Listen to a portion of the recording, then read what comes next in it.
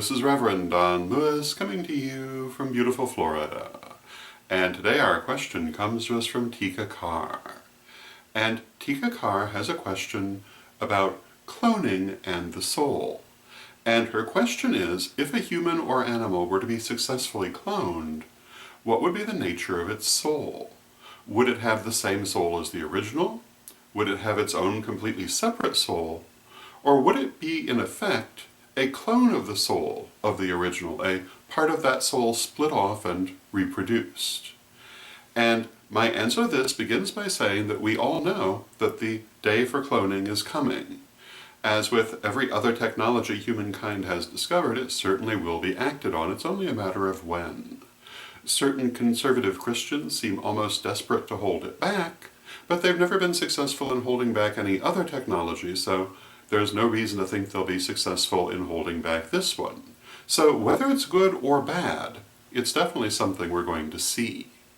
And so the question of the nature of the soul in the case of the clone is actually rather important. For one thing, it has to do with what the rights of the clone would be, what the clone would be looked at. Would it be looked at as an equal? Would it be looked at as an inferior? Would it be looked at as an automaton? Well, my answer, of course, begins by saying that we really have no way to know until we actually see it. All we can do in the meantime is speculate. But my speculation would be this. And in the nature of incarnation, the journey of the soul is rather like the branch of a tree. It begins in a single line, and then it splits many times, becoming, in effect, many different souls. You could think of that, in a manner of speaking, as cloning in and of itself. The soul splits repeatedly, and in the end, if you go back up that tree limb, so to speak, you come to the point that there is only one tiny little line, and that line, from which all souls originate, is deity. So, would the soul of the clone be in effect a clone of the soul of the original? Well, my answer is yes. That's what I would think would be the case. But, having split off from that original soul, it is then separate, and in effect its own soul. Its future is totally unrelated to the soul that it has come from, but they would share a past. And I think that's the case with most souls in the world today, although where that split occurs is different in every case. Sometimes to find shared experience you have to go back many, many, many lifetimes. Sometimes not so much. And this is one of the things we learn in working with past lives.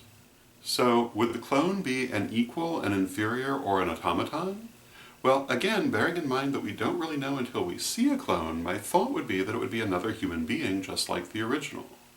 And again, I would think that its soul would be split off from the original, and that in terms of its rights, its abilities, and so forth, it would be essentially identical.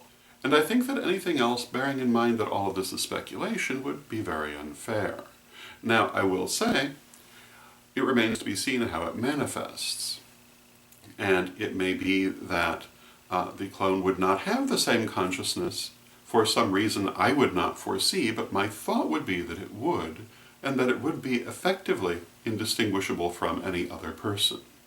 So, again, I think that the soul would be split off from the original, but this is not an unusual thing. It happens all the time. And this is one of the reasons why when you do past life work, you sometimes find that occasionally people will have the same past life, because at a certain point, these souls come back together. So, those would be my thoughts on the matter. I hope you find them helpful, and until next time, may you blessed be. Pray for peace. Pray for love. Pray for stability. Pray for the nation where you live. Pray for the world. The Tarot of Hecate. My 100-card tarot deck, 30 years in the making, finally available to you from witchschoolstore.com. Check out a copy today.